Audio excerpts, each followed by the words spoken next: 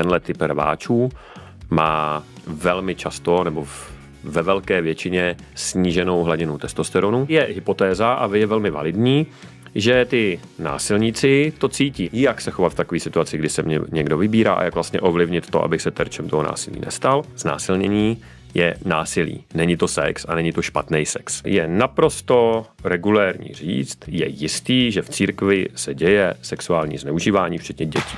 Netabuj. O tématech, o kterých se nemluví. S Andreou Resslerovou.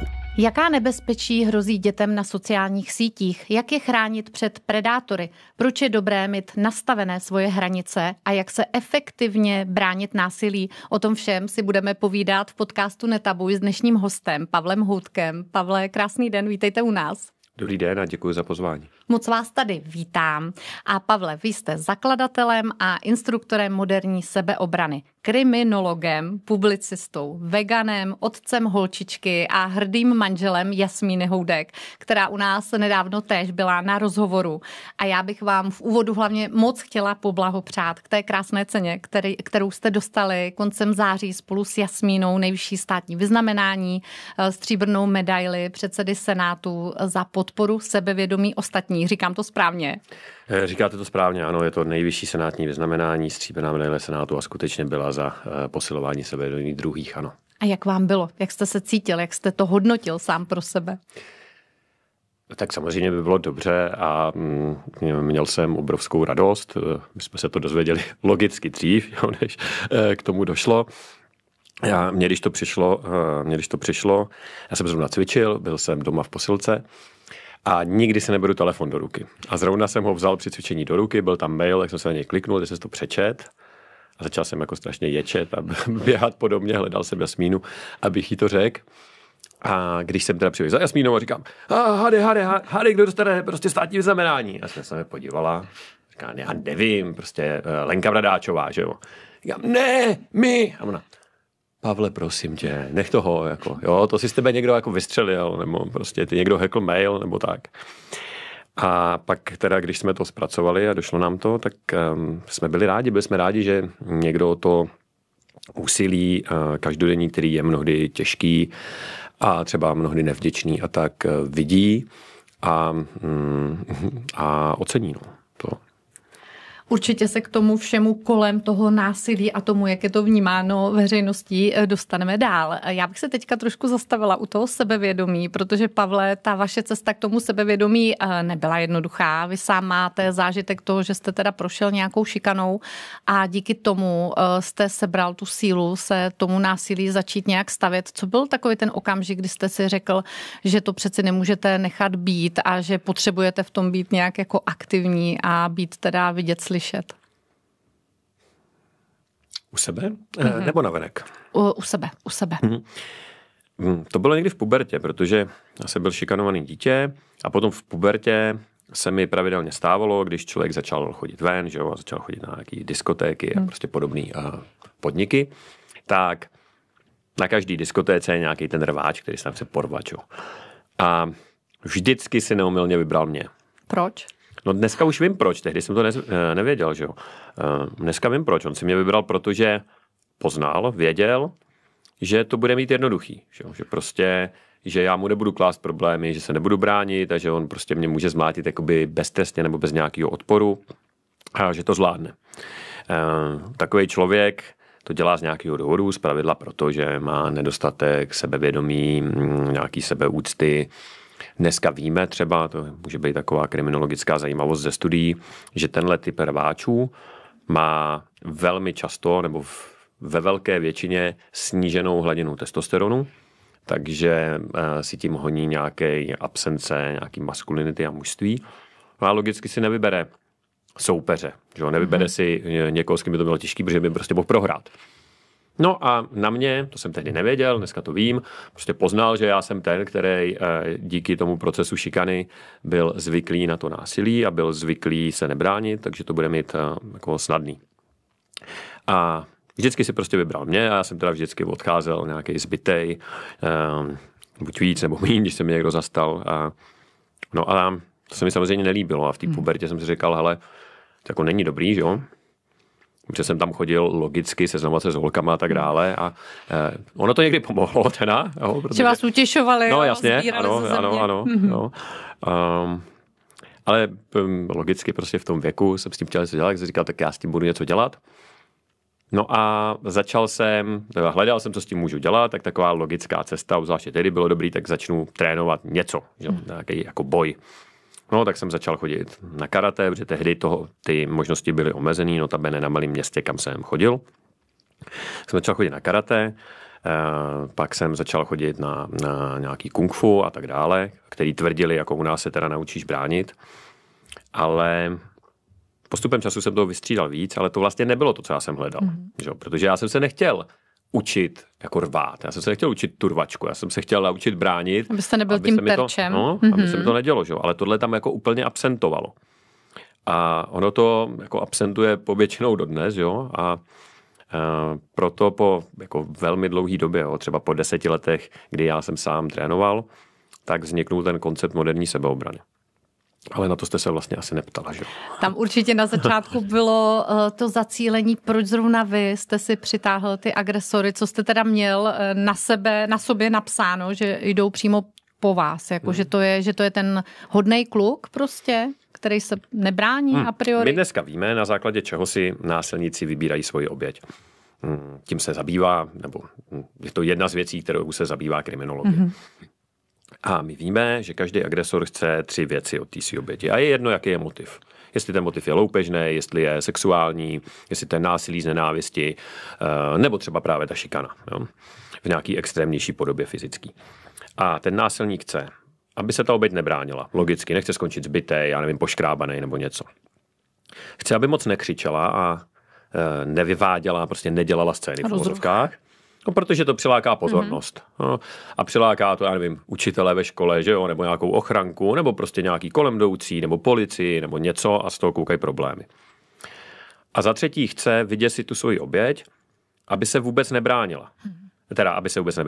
Aby byla tak vyděšená, aby to ani nikomu neřekla. Protože když to nikomu neřekne, no tak ten člověk, ať už udělal, co udělal, tak to může udělat za týden, za 14 dní, za měsíc, ale musí se bát, že ho někdo hledá, že se to bude vyšetřovat, že bude mít, já nevím, jeho otisky, jeho DNA nebo něco dalšího. Že? Proto to ty násilníci taky často říkají, že jo. Cekni a já si tě najdu. No, cekni a příště to bude horší. Že to je součástí toho procesu. No a teďka teda hledají, kdo tak na ně působí. A vy, když jste terčem nějakého násilí, nebo když se stanete terčem nějakého násilí, což je mimochodem taky změřený, to taky víme z kriminologie, že když se stanete obětí násilného trestního činu jakýhokoliv, tak velmi prudce vzrůstá, a to fakt o vysoký desítky procent, třeba, já to teďka nemám úplně přesně v hlavě, je to třeba 60%, šance, že se stanete obětí nějakého násilí do roka znova. A je to právě dost šílený tady. No je to jako šílený, ale zase hodně lidí to vidí v praxi, že jo, protože se vám něco stane takovýho a pak se vám to stane znova a pak si ty lidi říkají, tak já nevím, tak to je něco jako ve mně, jo, a teďka ty chytráci okolo nich, že jo, takový ty ezo lidičky říkají, no jo, tak ty si to něčím přitahuješ, jo, a svým nastavením. Pak přijde takový ty poloterapeuti, jako myšleno ne ani reální terapeuti, a oni říkají, no to je ta jako energie, jo, nebo něco prostě vyzařuješ, ale jako je to nesmysl, jo, je to prostě o tom, že když se stanete obětí nějakého násilí, a nebráníte se, nebo neubráníte se a nebráníte se, což je nejčastější varianta, no tak logicky potom máte strach. A on ten strach je cítit nebo vidět. A to neznamená, že ty násilníci mají nějaký jako notísek, kde by si říkali, jo, tak on, já nevím, takovejhle body language, takovejhle, ale dneska víme, na to jsou zase velmi zajímavé studie. Víme, že třeba člověk, který tohle zažije, tak se mu změní pach. A je hypotéza, a je velmi validní, že ty násilníci to cítí, ale ne, že by fakt chodili, že jo, a říkají, jo, kde je ten prostě feromon jako toho strachu. Jdu po něm. Ale když si vybírají, tak nějakým nevědomým procesem si pak vyberou. Víme, že to mění řeč těla, že ten člověk je třeba trošičku schrbenější, mění to rytmus kůze a tak dále. To jsou všechno neuvědomované věci na obou stranách. No ale to je pak důvod, proč si vás ten násilník vybere. On vlastně pozná. Proto my někdy hovoříme o predátorech. Protože ten predátor v přírodě, když jde, je to nějaký tygr a jde zaútočit na stádo antilop, tak taky nezaútočí na tu největší a nejsilnější antilopu. Přesto, že by na ní měl nejvíc masa a přesto, že je to tygr, takže on by tu antilopu samozřejmě jako zvládnul zabít a sníst. Ale proč si nevybere tu nejsilnější? On nevybere si ji proto, že s tou slabší, co třeba kulhá a je zraněná, tak bude mít nejmenší výdej energie a nejméně riskuje, že se třeba trošku zraní, protože když se zraní, tak přijde jiný tygr, že ho vyžene ho z toho teritoria a tak dále, tak si vybere tu nejslabší, byť ta odměna je menší, ale ten výdej je taky menší. No a ten lidský predátor postupuje úplně stejně. On si vybírá tu slabou oběť. No a když jste zraněná někde z minula, ať už fyzicky nebo duševně, tak vás prostě takřka neomylně pozná a vybere si vás. No. A to se právě dělo mně. Mm-hmm.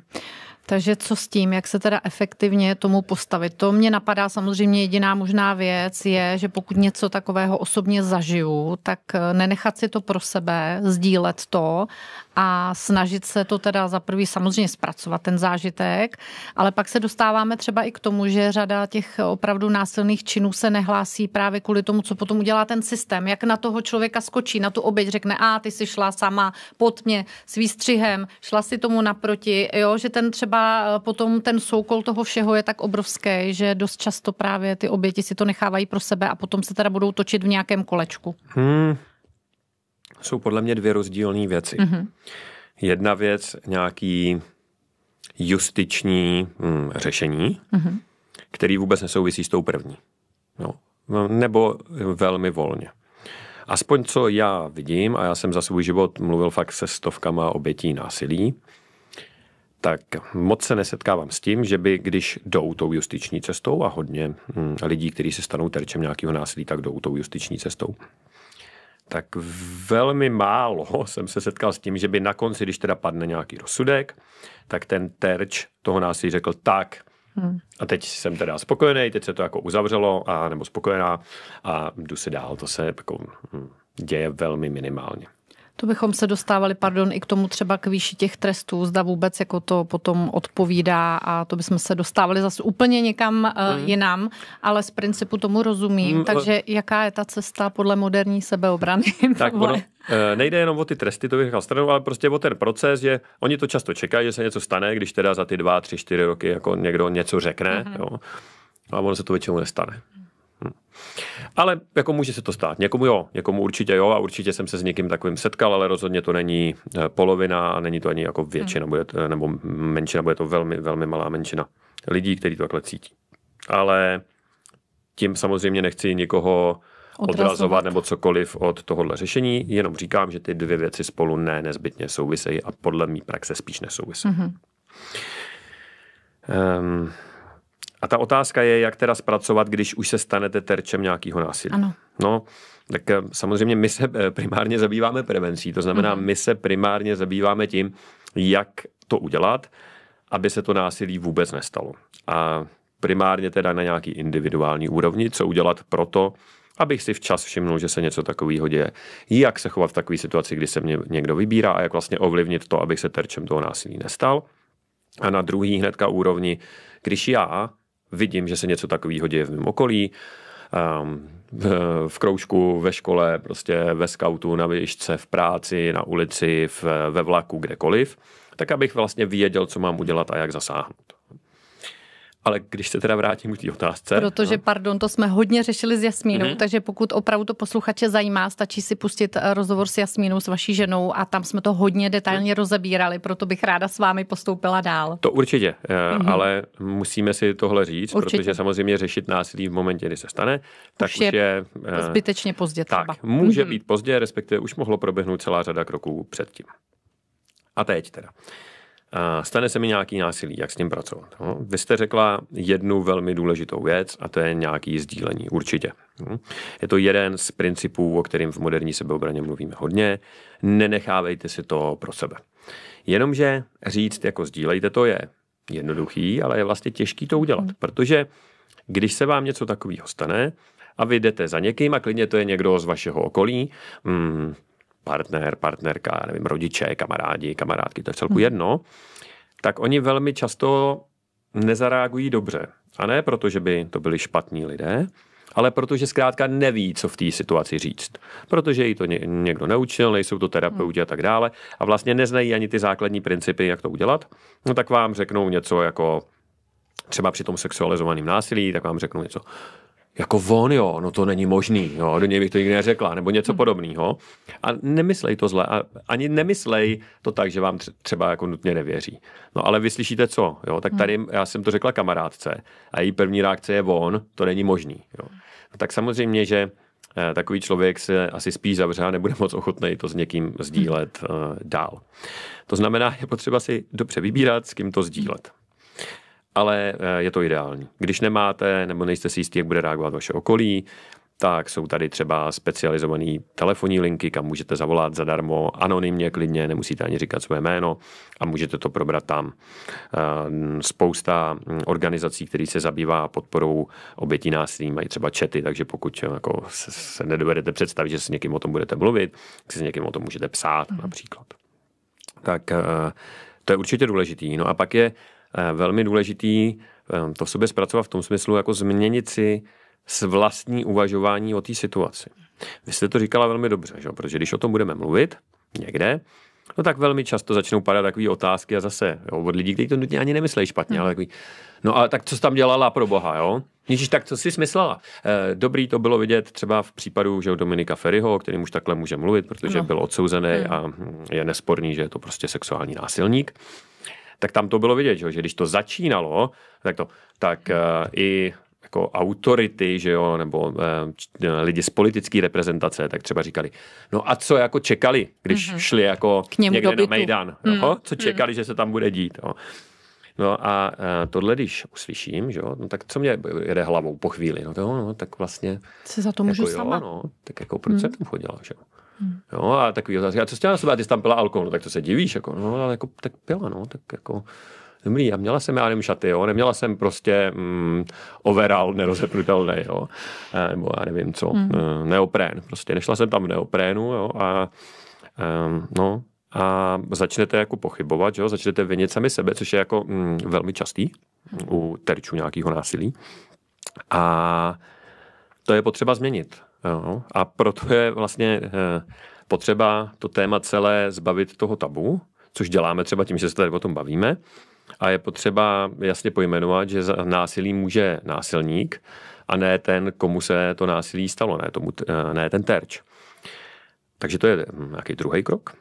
No a třetí krok je nějakým způsobem se začít připravovat nebo měnit si to uvažování o tom, co udělám, když se to stane příště. A to je třeba věc, kterou se zabýváme my. No, prostě třeba, ale nemusíte nutně přijít k nám, můžete si v hlavě o tom popřemýšlet, jak byste třeba příště reagovali. Můžete si to třeba s nějakým kamarádkou natrénovat, což je jako optimální. No, anebo přijít na nějaký jako smysluplný a dobře vedený trénink, který učí někdo, kdo umí pracovat s lidma s traumatem. Pavle, proč si myslíte, že to násilí je pořád takové tabu v rámci té společnosti? Protože ono se bohužel opravdu jako děje. Když se bavíme o sexualizovaném násilí, tak tam je to, já si myslím, že je tam logický důvod, protože ono se to jakoby, ale vlastně ne, já to hned vysvětlím, ale jakoby dotýká, že o sexu, takže nějaký intimní oblasti. A prostě není zvykem ve společnosti se o sexu otevřeně bavit. Prostě když půjdete někam, potkáte se s někým, tak se nebudete bavit, že jo, čau, jako jak jde sex a jak nejde. No. Tak to je podle mě jedna ta vrstva toho tabu, no, protože se to dotýká nějaký týhle intimní hladiny. No. Ve skutečnosti to tak není, protože vlastně znásilnění je násilí. Není to sex a není to špatný sex.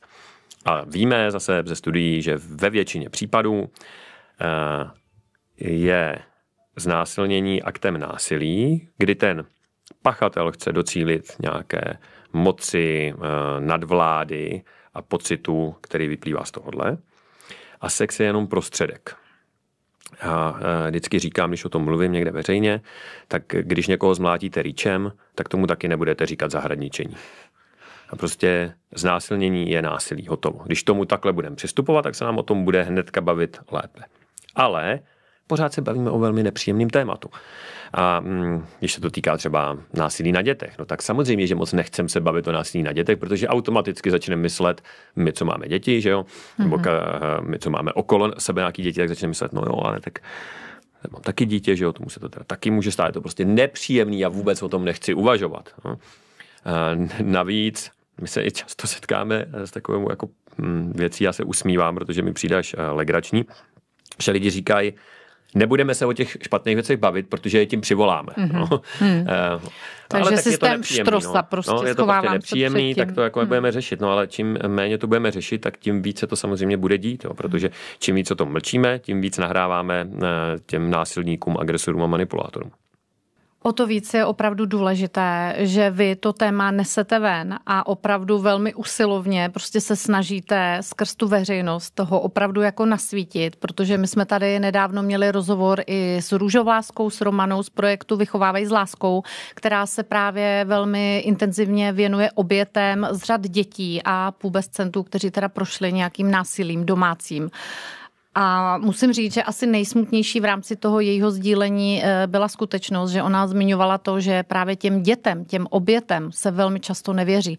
Že když už to dítě najde tu sílu to říct ve škole paní učitelce nebo třeba kamarádům, kteří to řeknou doma, tak přesně tam bývá ta reakce, to není možný, to se přeci nemůže dít, že někdo dítěti v rodině tak to ubližuje. No, ale zároveň, když se to potom odhalí, no, typicky třeba na školách a tak dál, tak najednou jako všichni přijdou a říkají, no a jako o tom se tady mluví jako, nevím, 10 let, no, to všichni vědí, že se na ně mají dávat pozor, že jo, a pak, já nevím, na vejškách říkají ty studentky z těch vyšších ročníků těm prvačkám, že jo, dej si na něj pozor, jo, prostě nechoď ke mu na zkoušku, prostě nejezdi s ním tím výtahem, jo, on prostě dělá tohle, no. Takže jsou to taková ta veřejná tajemství, která se vlastně předávají stále dál, ale co teda s tím, jak může třeba opravdu systém, to školství, co nejvíce pomoci tomu bezpečnějšímu prostředí právě pro děti, pro studenty?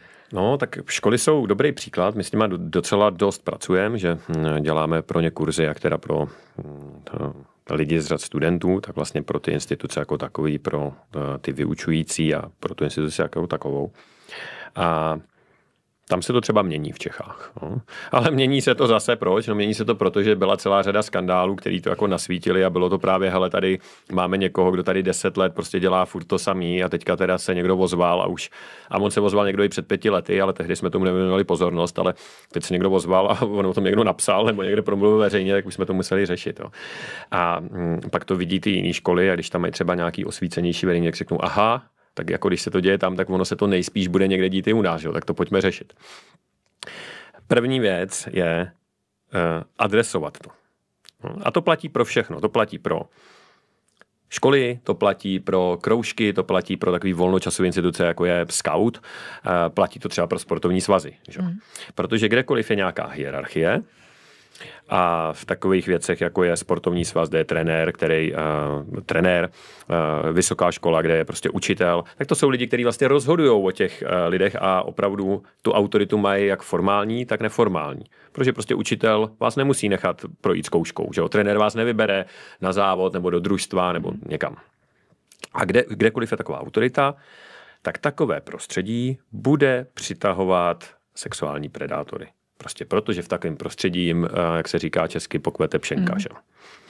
To si ty instituce musí uvědomit, protože první reakce je, že ta instituce nebo její představitelé řeknou, no to se u nás neděje. Jakmile tohle řeknete, tak je 100%, že se to u vás děje. No, děje se to právě teď, prostě když jste nějaký větší atletický svaz nebo vysoká škola, tak se to 100% děje. A ne proto, že byste byli špatní, ale protože takovýhle prostředí ty lidi přitáhne ve zvýšený míře. A je vaše zodpovědnost nastavit procesy, pravidla, hnedka řeknu jak, aby se to u vás nedělo, abyste vy tím vlastně chránili tu drtivou většinu slušných trenérů, učitelů, profesorů. Protože když to dělat nebudete a řeknete, no tohle bylo snělý jabko, najednou tam máte koš snělých jablek, tak samozřejmě to podezření bude dopadat potom na všechny. Že? No. A je to velice častý pocit mezi rodičema třeba mýho věku, když mají malý dítě a teďka notabene holčičku, tak jako dát ho někam, kde je mužský vedoucí nebo něco, tak většina rodičů se najednou bojí. Jo? Ano, A bojí se správně, ne? Protože bychom předpokládali, že tam budou predátorové. Když nám tady něco padá v rámci rozhovoru, výborně. Je to hutné téma. Padají ze mě zbraně.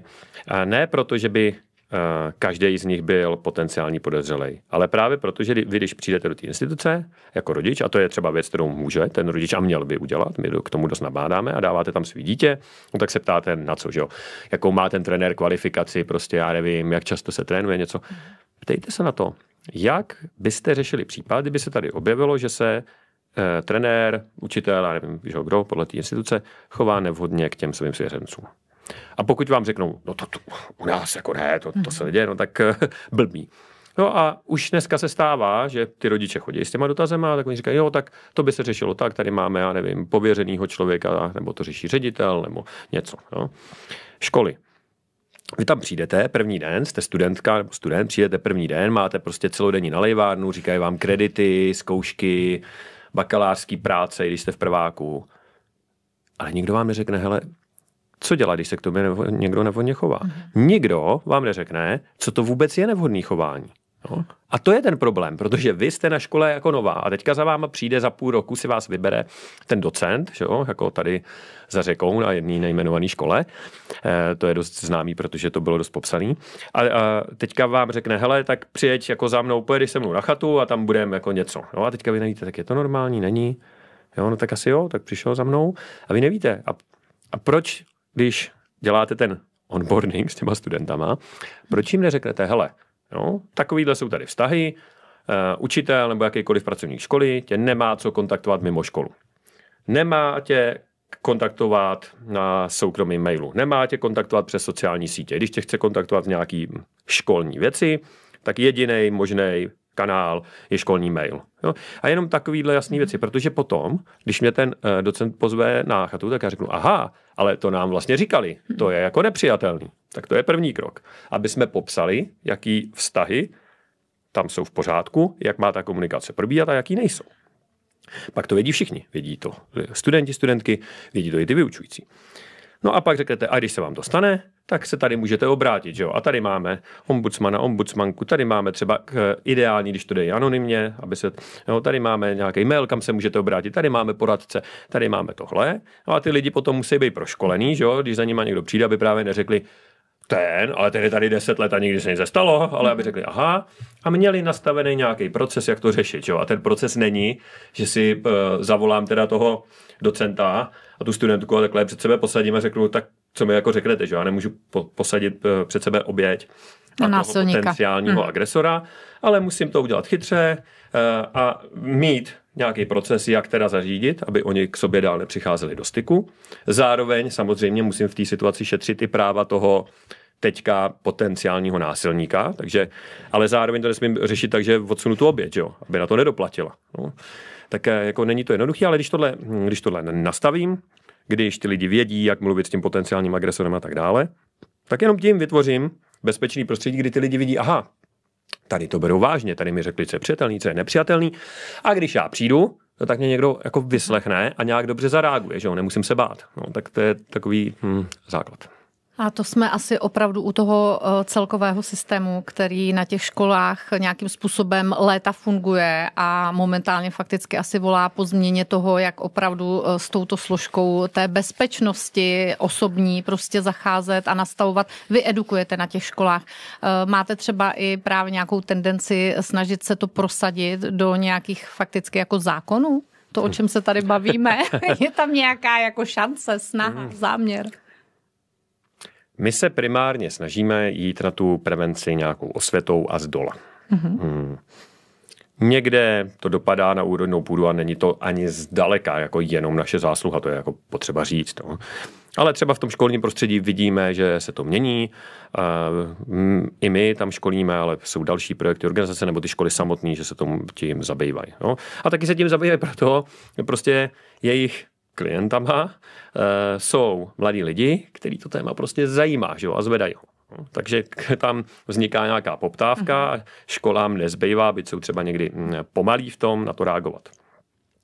Ale tohle by měly dělat všechny ostatní organizace. Jo. Typický příklad jsou, já nevím, sportovní svazy třeba, jo, který se tomu dost vyhýbají zatím, že tam je to ještě čeká. Jo. Ten náraz, když prostě nepřišel třeba s případem Terezy Vytlačilové a dalšíma, tak prostě přijde. Právě kauza. No, tak ale nic se jako zjevně, třeba v tom konkrétním svazu se vůbec nic nezměnilo, tak přijde nějaký větší náraz, který bude teda jako náročnější a bolestnější pro všechny, tak potom se možná jako proberou. Jo. Církve třeba. Jo, tak to je opravdu velké téma. No jasně. Ale tak, hele, je naprosto regulérní říct, je jistý, že v církvi se děje sexuální zneužívání, včetně dětí. Děje se to v české církvi. My to víme, protože celá řada terčů toho násilí veřejně vystoupila. Jak k tomu církev přistoupila? Nějak.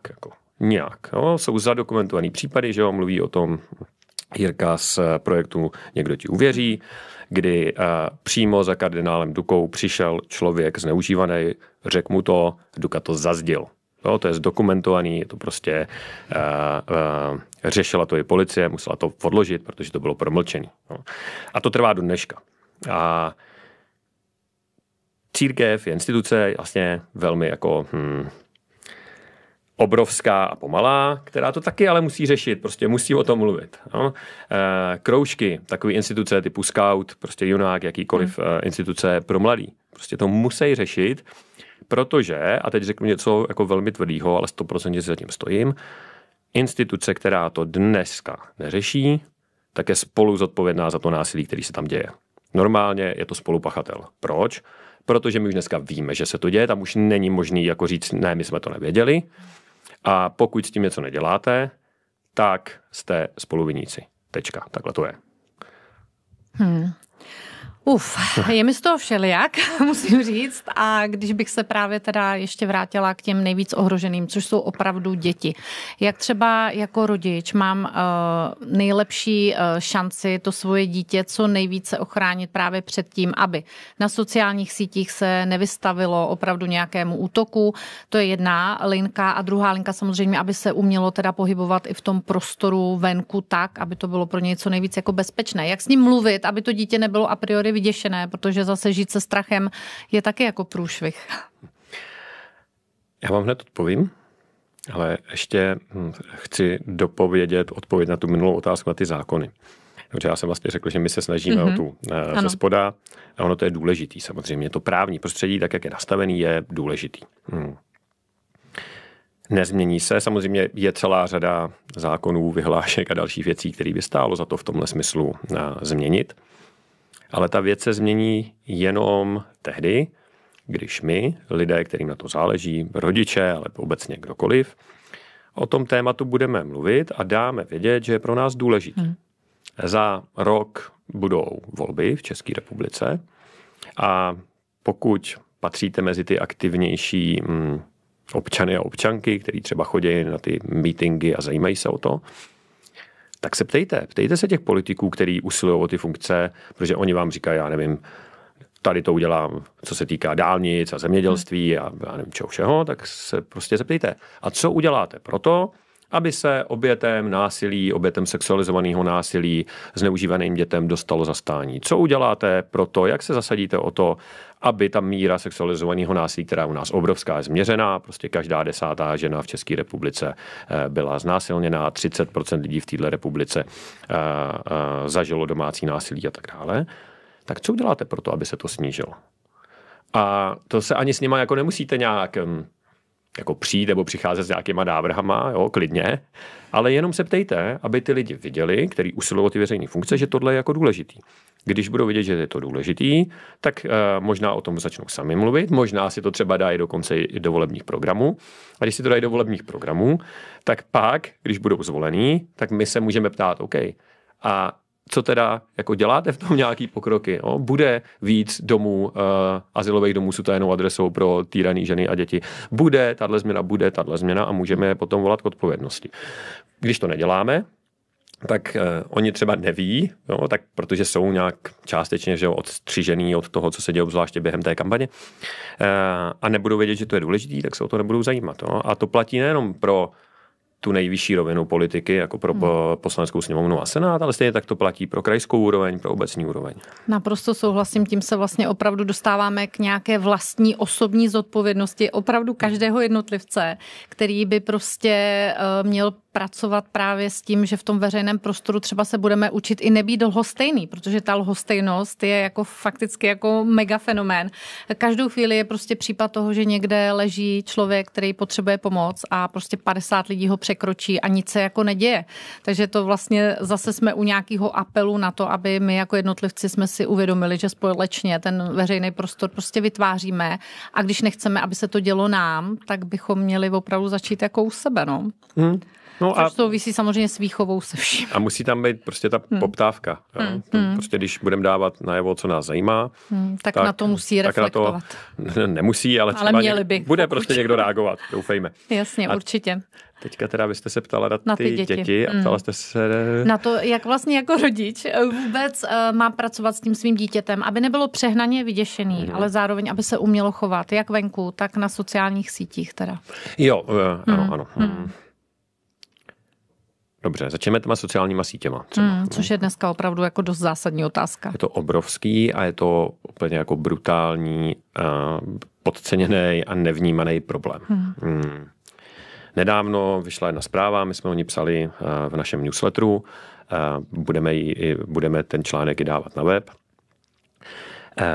Za pár $, si koupíte na internetu manuál, velmi sofistikovaný a podrobný, jak docílit toho, nebo jak vylákat z dítěte nějaký intimní materiál, nějaký nahý fotky, prostě nahý videa, nebo ještě horší nebo horší. Ještě víc posunutý. Víc explicitní než nahý, tak řekněme. Velmi podrobné, jako ten manuál má přes 100 stran, byl zachycený jednou bezpečnostní organizací a jako byl poskytnutý ke zkoumání nějaký kriminologický komunitě. A fakt je tam podrobný manuál, prostě takhle vystupuj, tohle říkej, co dělat, když prostě řekne tohle, jsou tam normálně jako takový call skripty, jak prostě reagovat na to děcko.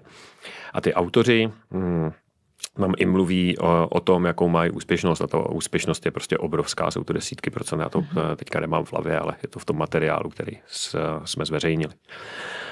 A ten manuál stojí prostě $100. Takže každý predátor si za $100 koupí věc, kde má úspěšnost, prostě tak 10krát to zkusí a minimálně jednou mu to vyjde, že z toho dítěte vyláká nějaký takovejhle materiál. No a když má takovýhle materiál, tak ho může zneužívat dál. My shodou okolností jsme měli i osobní zkušenost s tím pár dnů skoro, nebo malých týdnů předtím, než vyšla tahle zpráva o tom manuálu, tak, protože učíme i děti, máme kurzy pro děti, tak za mnou přišel jeden klučina, 12letý, 11letý, který k nám chodí na ty tréninky. A svěřil se mi s tím, že má nějakou jako konverzaci, která mu přijde podivná. Tak jsme se na to společně podívali a já, když jsem pak četl tu zprávu, tak já jsem asi přesvědčený, že to bylo normálně podle toho manuálu, protože to naprosto jako jedno odpovídalo. A tam byl teda člověk, který vystupoval jako dívka, že jo, nějaká přibližně v jeho věku, jako těch 12-11 let. A tam bylo vidět, jak si ho jako namotává, jak si nejdřív píšou normálně, já nevím, jak se máš, co máš rád a takhle. Pak se začal namotávat, on si já jsem strašně smutná a tak. A pak ho ten člověk na té druhé straně začal vylákávat na osobní schůzku. A fakt tam to bylo jako pro rodiče, pro mě jako pro rodiče to bylo úplně strašidelné, protože to bylo fakt velmi dobře udělané. Pak mu začal posílat, hele, já jsem tady a normálně mu poslal screen jako z mapy, nějakou tu pěší, že když se dáte prostě do toho, tak tam vidíte 10 minut prostě pěšky tudy. Jo, máme to prostě k sobě 10 minut a tak. Naštěstí tady ten kluk, který chodí k nám, že my tam mluvíme hodně o těch rizicích a o tom, jak ty predátoři fungují a tak dál, tak už se mu rozezněly jako zvony, tak s tím přišel za mnou. Tak jsme udělali nějaké opatření. První samozřejmě, že jsme to jako zablokovali a tak dále a předali někam jako k řešení.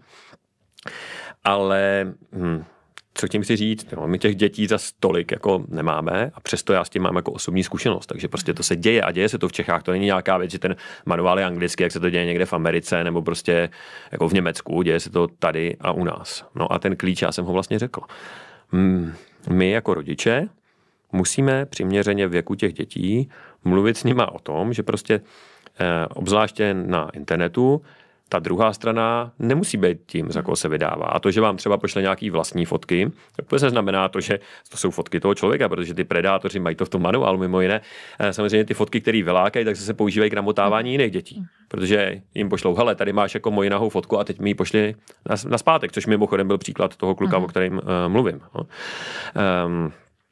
A když oni budou znát tyhle rizika, tak se jim snad v té situaci jako rozezní ten alarm a budou jako pozornější. Že? A taky samozřejmě záleží, jak s nimi o tom mluvíme, protože když budeme ty rodiče jako poučující a bohužel v tomhle věku ty trapný, jako, no tak oni to stejně jako poslouchat nebudou, takže jim to potřeba podat nějakou jako zajímavou poutavou formou, což si myslím, že my na těch kurzech děláme. Nebo tady jsme viděli, že to funguje. Já samozřejmě nevím, kde v mnoha případech to třeba nezafungovalo a to jsem se nedozvěděl, ale spíš to funguje. A prostě, když s těma dětma o tom mluvit nebudeme, no tak oni nebudou vědět, co v té situaci dělat a zachovají se pravděpodobně nedobře, že jo, tak, protože ty manuály nevznikly, že si je někdo vymyslel, ty manuály vznikly praxí, bohužel, těch lidí, kteří to dělají, že jo. Že to prostě opravdu v té praxi potom funguje. Úplně mě tady napadá udělat nějakou spolupráci fakticky s mladým influencerem, na kterého ty děti prostě slyší, který by mohl nějakou formou právě pro ně jako snesitelnou třeba tyhle ty informace předávat, protože to je fakticky jako nesmírně důležitý a rozhodně by se mělo teda podporovat asi kritické myšlení u těch dětí a co ta otázka toho právě sebevědomí, těch vlastních hranic toho, že to je vlastně moje tělo a přesně by tam měla být nějaká stopka, co už jako je opravdu přes čáru.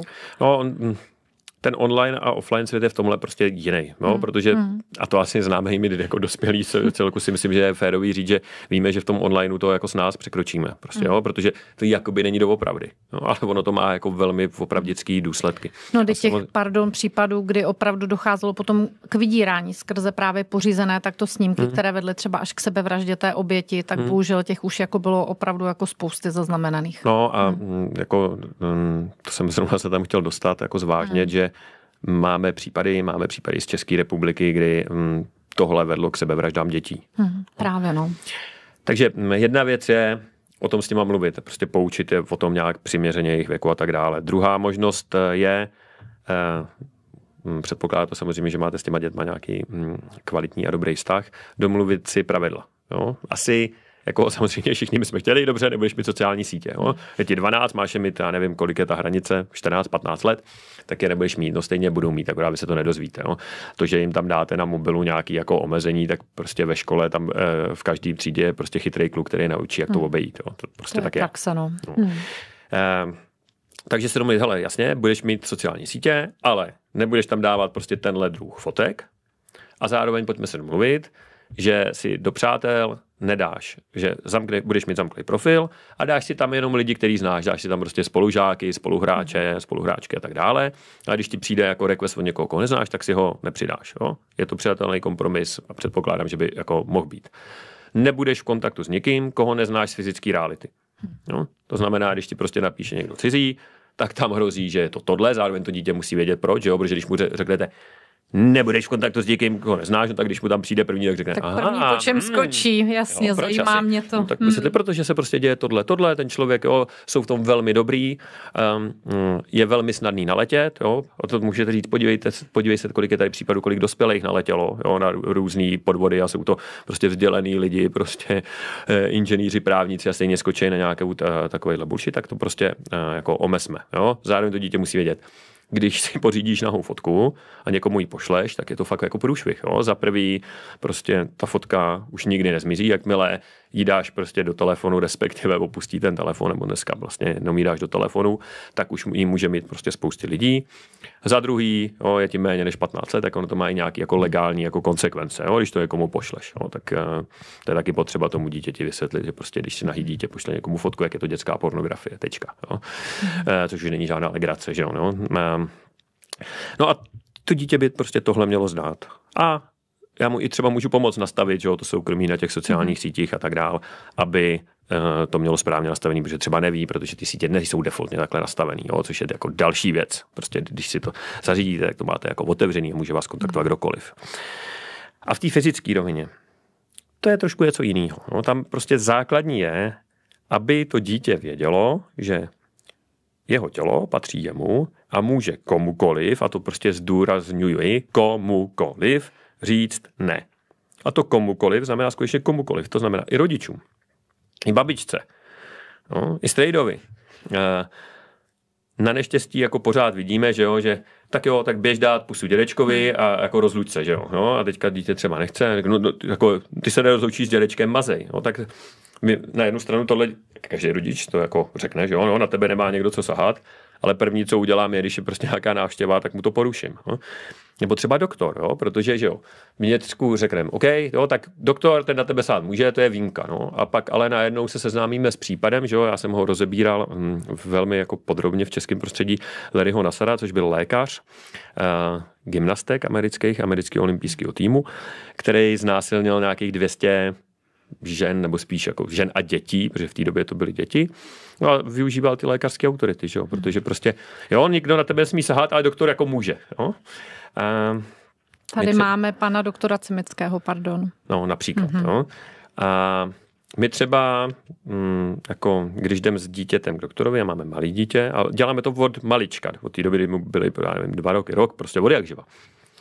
Tak přijdete k doktorovi, no, a teďka právě, proč potom mluvím o tom doktorovi, protože většina lidí nám řekne, no ale co doktor, jo? Jak to uděláš, jako chci nás nachytat, jak to uděláš u doktora? No tak já přijdu k tomu doktorovi a má dostat injekci, typicky tak dítě se logicky bolí injekce, že jo, a teďka ta doktorka přijde a řekne, jo, tak víc dejte to tílko prostě a dostane injekci a říkám, prosím vás, já nejsem váš pacient. Dcera je váš pacient, takže mluvte k ní. No? OK. Dobře, jo. Ale tak to je, i právně to tak je, že ona je pacient. Jo. Dobrý, tak mě teda zaberou, tak prostě pak to teda říkají tomu dítěti a říká, tak já ti to píchnu. A ona třeba řekne ne. A ona, no taky, říkám, tak jako slyšela jste ne? Jo, tak prostě počkejme, tak já jí to spravedlivě vysvětluju, že jo, tak jí řeknu. A ono to netrvá dlouho, jo. To trvá 2 minuty třeba, nebo 3. Ale samozřejmě v té ordinaci to vypadá, že to je prostě gigadlouho, že jo, to vypadá, ježíš, já tady zdržuju, no, tak prostě, jako tak to je, pro mě je mnohem důležitější, aby to dítě bylo v bezpečí a nemělo strach z toho doktora, když to bude trvat jako 3 minuty, já jí tady řeknu, jo, štípne to, ale si potřebuješ to takhle, ona pak ta dcera většinou řekne, no tak jo, teda, tak já to vydržím, jo, nebo něco. A na neštěstí dost často je ten standard spíš ten první, co jsem říkal. My třeba teďka máme skvělou doktorku, která automaticky mluví jako na to dítě, jestli tam jako skoro nevšímá a tak. Neměla vůbec žádný tendence říct, jak jí podržte nebo něco podobného, ale střídali jsme doktorku, protože jsme se stěhovali, tak ta první patřila spíš k té jako první kategorii. Jo? Tak to děcko podržte, jo, ať se mimo zaškube. No a jak jsem říkal, platí to i doma, což to je samozřejmě těžký, že jo? Protože když tohle dítě naučíte, tak ono se najednou to začne používat jakoby proti vám, že jo? A teďka člověk je unavený. A nevím, přijde z práce, je vyčerpaný, něco, to dítě se musí okoupat, že jo? Mu řekne, ne, já nechci, já řeknu, ale to je moje hranice. OK? Což samozřejmě neznamená, že by dítě mělo být vystavený nějakému smrtelnému nebezpečí a tak tam samozřejmě jako, nebo vážnému nebezpečí, tam samozřejmě fyzicky jako zasáhnout je v pořádku, ale když budeme odmala pečovat to vědomí, a teď se bavím jenom o jejich těle, jo? Vůbec tady nenadnesávám nějakého téma respektující, přerespektující nebo málo respektující výchovy, k tomu se vůbec nedotýkám, ale myslím, že bychom se mohli všichni shodnout, ty lidi, kteří si myslí, že by třeba vedení dětí mělo být direktivnější, že potřebujeme naučit, že když někdo na ně sahá, tak můžou říct ne, protože proč, teď se k tomu teprve dostanu, já si mluvím moc dlouho. Ano, to souvisí, jako jo, je potřeba to dobře popsat. Ano, protože ten nejspolehlivější ukazatel, že se vám děje něco, co se dít nemá, že proti sobě máte člověka, který vám chce ublížit, je to, když nebude respektovat vaše ne. Takže, a to platí i pro toho doktora a tak dále, že jo, prostě když já, dospělý člověk, budu u doktora, cokoliv, já nevím, bude mi vyřezávat pihu třeba, na poslední zákrok, který jsem měl, no a já mu řeknu, hej, přestaňte, a ten doktor, jako kdyby mi řekl, prostě mlč, jo, hej, podržte ho, jo, a jako pokračoval, jak řekl, hej, jako, jo, a asi se budu bránit. ale vlastně těm dětem to neříkáme. A ten nejspolehlivější ukazatel je, že když mi někdo dělá něco, co se mi nelíbí a já mu řeknu ne, tak on to nerespektuje, začne to bagatelizovat, schazovat nebo prostě u toho dítěte silou nebo u dospělého silou nerespektovat, tak to je pro mě nejsilnější ukazatel. Tady se děje něco, co se dít nemá. Protože normální je, že ten doktor řekne, že jo, řeknu hej, a on řekne OK, přestaň na chvilku, že jo, a vysvětlí mi to, řekne, ano, bude to tlačit, bude to třeba bolet, bude to něco, ale já to prostě musím udělat, protože tohle. No a neřekne mi prostě sklapni a drž. No.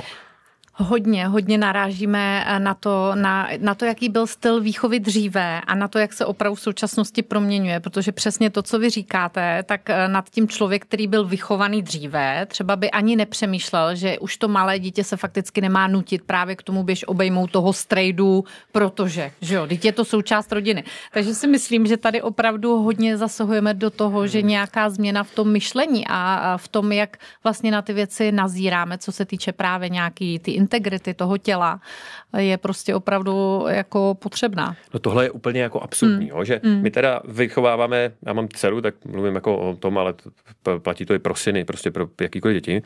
My je vychováváme jako v tom, ty dcery teda, z mý zkušenosti, tak ty máš jako poslouchat prostě, buď hodná musíš holka. poslouchat, buď hodná, jako ne to.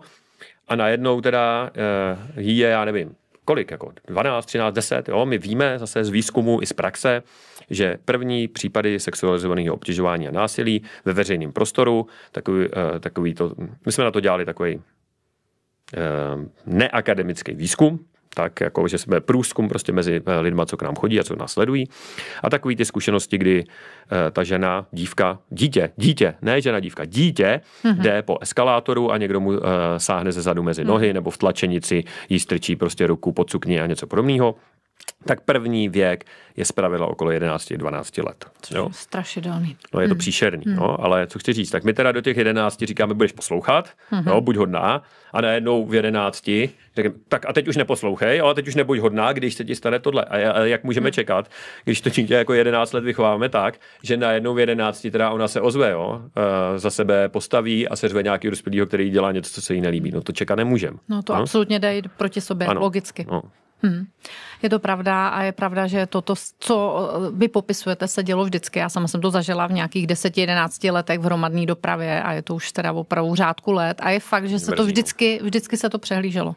Prostě bralo se to jako, no tak jako co prostě.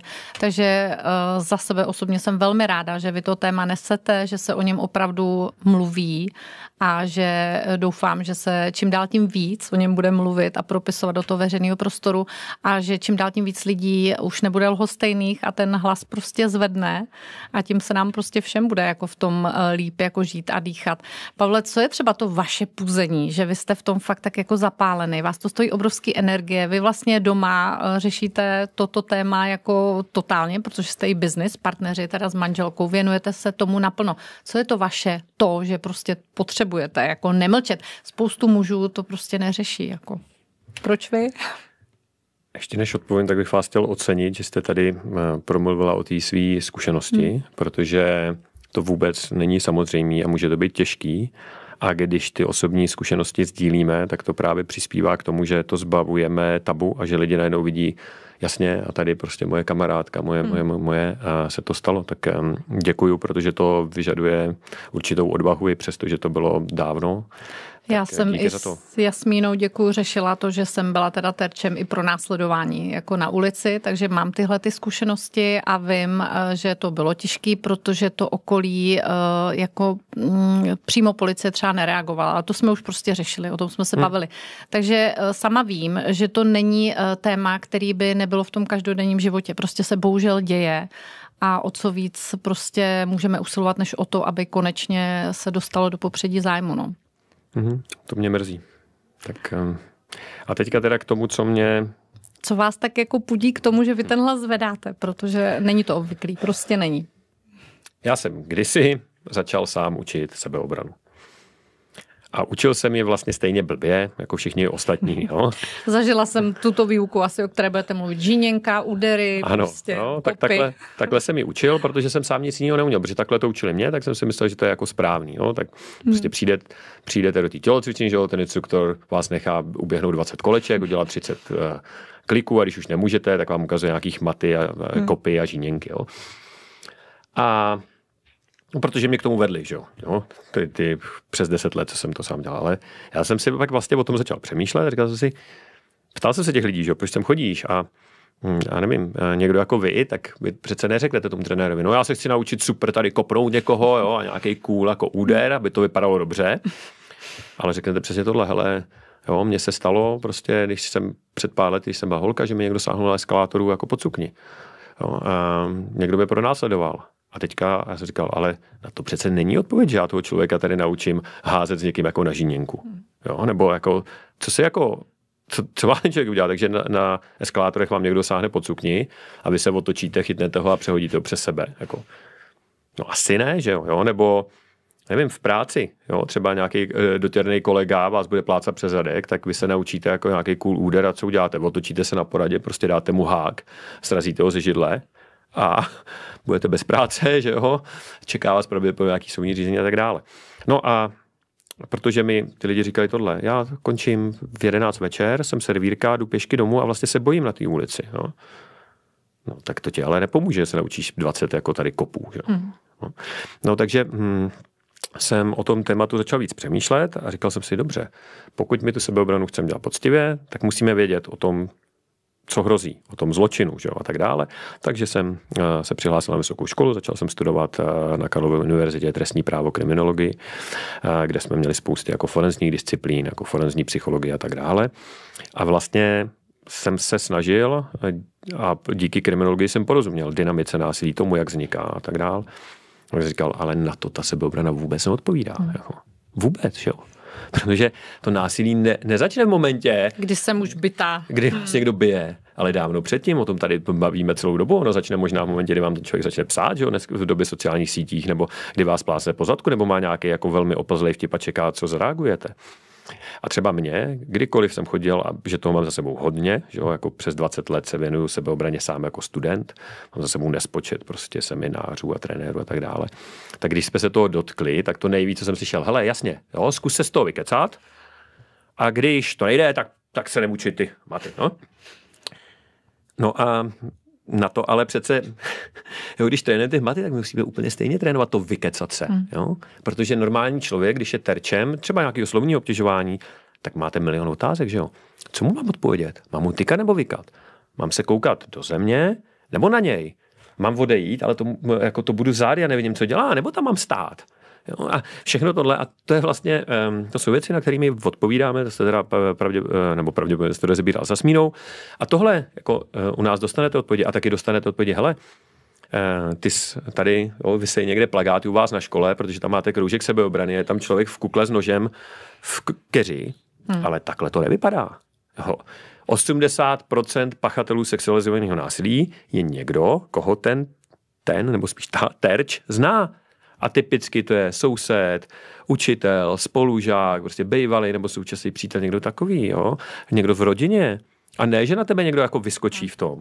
A ty samozřejmě budeš mít obrovský zábrany, jako když jsi naučil někoho přehodit, vzít prostě strejdu a přehodit ho přes sebe, nejspíš to neuděláš. Ale můžeš udělat tohle. A tohle je vlastně to, co učíme, že? Poznat ty hranice, hájit je nejdřív slovně, nějakým pohybem a ano, na konci je učíme hájit se i fyzicky. Ale to je vlastně v tom procesu to poslední a možná to je třeba třetina celé té věci. No. Pavle, jaké máte další teďka plány třeba? Co chystáte? Co je před vámi? Plány jsou obrovský, tak naším ultimátním cílem, to je vlastně ještě pořád součást odpovědi na to, co mě žene dopředu. My totiž víme, nebo vidíme na těch kurzech, to, co děláme, je, že dáváme jednotlivcům nějaký nástroj, jak se sebe postavit. Ale zároveň tam máme velký poznání v tom, že za prvý se nedostaneme nikdy ke všem, i když se o to snažíme, to jsou ty naše plány. A za druhý, i kdyby jsme se dostali ke všem, tak pořád tu jsou nějaký strukturální, systémové věci, které prostě jako jednotlivec neovlivníte. A když něco takového objevíme, jako jsou třeba femicidy, což jsou ty případy vražd ženy bývalým partnerem, a vidíme v tom nějaký vzorec a zároveň v tom vidíme nějaký opatření systémový, který by šlo udělat, tak prostě jako vystoupíme a řekneme to. No, takže my jsme zároveň aktivisti, říkáme to o sobě v celku hrdě, protože když chceme tuhle práci dělat poctivě, tak vidíme, že na některé systémové věci jednotlivé zdaleka nestačí. A je potřeba je prostě změnit ze zhora. Tak, na to jsme naráželi vlastně v průběhu celého rozhovoru. A to je to puzení. Prostě já vidím, tyjo, tady jsou úplně jednoduchý, vlastně levný opatření, které by šly udělat. Protože v jiných zemích už je udělali. A není to třeba ani nějak složitý. Možná třeba stačí, když jste ministr vnitra, tak si sednout s ředitelem policie a vytvořit nějakou metodiku pro policii, která vytvořit. Vzít ze zemí, kde už je, přeložit a pustit to do toho sboru a bude to fungovat. No, a je to vlastně jednoduchý, levný, nic moc to nestojí a můžete to udělat hned. No tak to prostě udělejte, abyste ty terče toho násilí chránili. Tak to je to puzení, že já se setkávám s těžkýma příběhama každý den. No, protože prostě přednáším, učím jako fakt každý den. A vždycky za mnou někdo přijde, nebo to na tom řekne, já jsem zažil většinou, ale i muži k nám chodí. Jo, tohle. A já to poslouchám a jsem vlastně možná i naštvaný, že lidi, kteří by do toho mohli promluvit a nemění to, tak a změnit to, tak to nemění a nevšímají si to. Jsem se, chtěla zeptat právě, jak vám je, jak se při tom cítíte, když se na vás nahrnou ty těžké prostě případy. Potřebujete si s tím nějak sám jako popracovat? My máme v celku velký tým, že? Nás je dneska přes 50 v tom týmu. Máme jako supervizorku, za kterou jako můžeme jít, což je prostě profesionál vyškolený, jak pomáhat lidem, kteří se setkávají s těma tématama, takže to máme k dispozici. A